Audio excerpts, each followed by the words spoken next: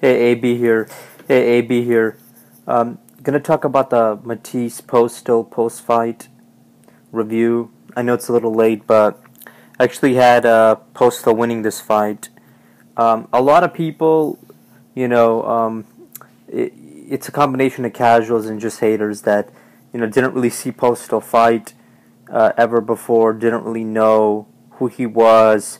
They just went, with what everybody else was saying, the sheep following the sheep, and they were saying Matthyse is going to be too strong, and he's just going to run through Postol, and Postol has no power.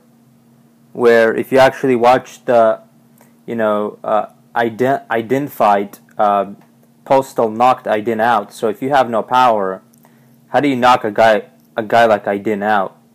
Aydin is not a world beater, but he's an average durable fighter. He gave Guerrero all he could handle.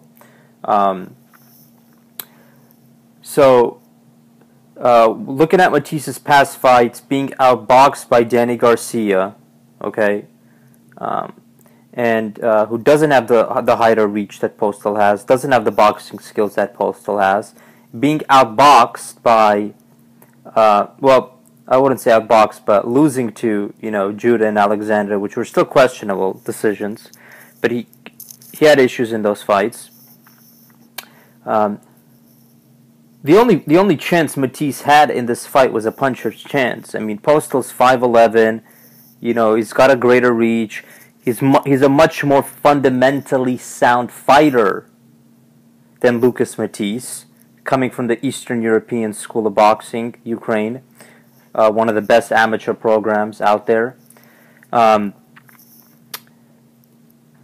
That's really what Matthyse just had, was that puncher's chance. And I mean, if he was getting outboxed by Danny Garcia, how the hell was he going to beat Postol?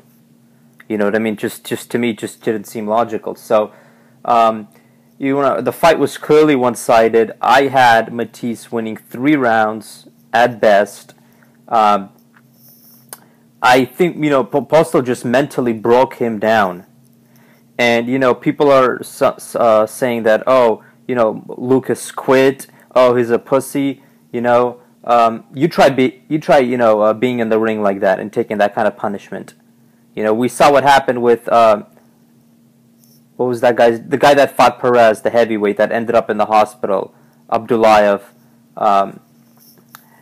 With the coma. You can't just keep going when you're taking a beating. It doesn't make any sense. He wasn't getting any shots off. It was just Postol controlling him with the range at bay. Matthyse had no answer whatsoever, and Postol adjusted. I think it was in the 5th and 6th round or 4th round, one of those rounds where Matthyse won. After that, Postol just adjusted. Matthyse was no longer landing anything. I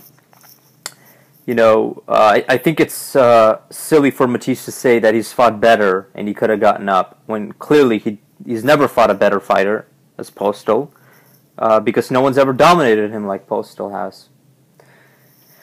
The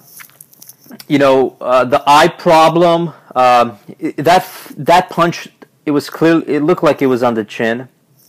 Yes, his eye also might have been damaged a little bit, but I mean, he was hurt. He was broken down mentally, and that's why he didn't continue. This victory that Postol just has is the cherry on top for the Eastern European dominance in the sport of boxing. With Postol's win now, the Eastern European dominance of boxing has now officially fully began. The Eastern Europeans have always dominated 160 and up.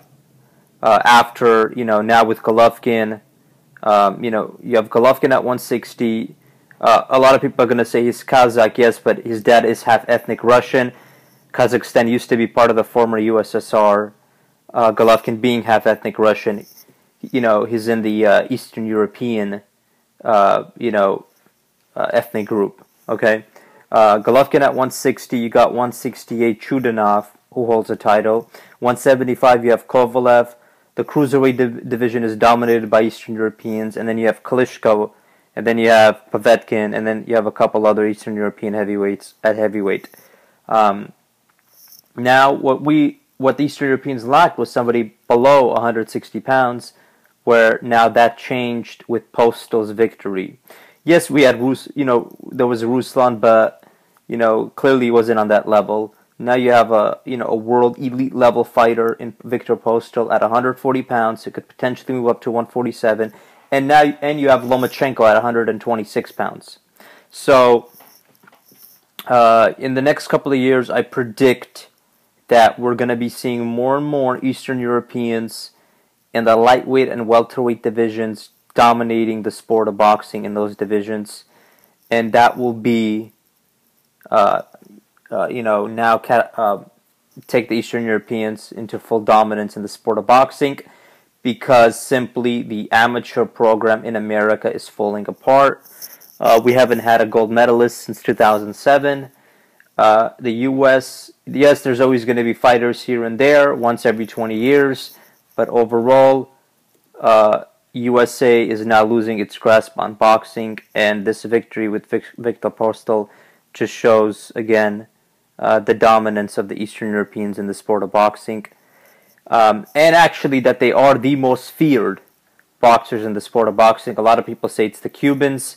I completely disagree. There's been more fighters ducking Eastern European fighters than any other ethnic group out there, simply because that they know that when they fight an Eastern European, the Eastern European mentally will not quit, will give it all that they have, and they have a different mindset. The next fight to be made, Viktor Postol versus Terence Crawford. Amim might be the mandatory for Postol. I don't see Amim beating Postol. Crawford is a good fight. It's a great things that are now happening in the 140-pound division.